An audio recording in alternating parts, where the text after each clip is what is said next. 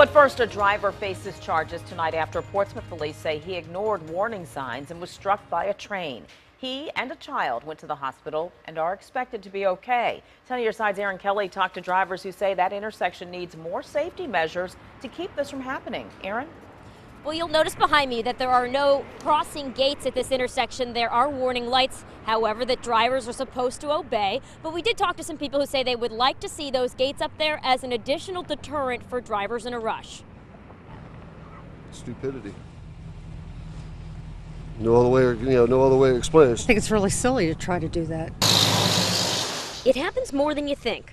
Drivers struck by trains after police say they ignored warning signs. The latest in Portsmouth, where police say the driver of a Buick SUV admits he was trying to beat a CSX train. But I see people trying to get through because they want to save that few minutes. Portsmouth driver Billy Hadaway says the intersection needs crossing gates as another deterrent for drivers in a rush. I think maybe it would be wise to put crossing gates there because people are always going to try to do that. And if there's something there that they have to hit, it would be different. CSX, which operates the track, says state and local governments determine the signals at each crossing.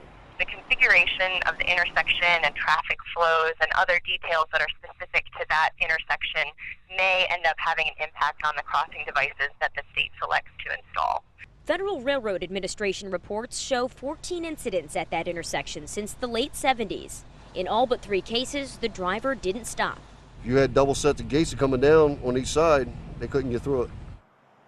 Now, VDOT says that it makes recommendations for safety upgrades, but localities and railroad companies have the final approval. There are federal funds set aside for safety upgrades at railroad crossings. Live in Portsmouth tonight, Erin Kelly, 10 on your side.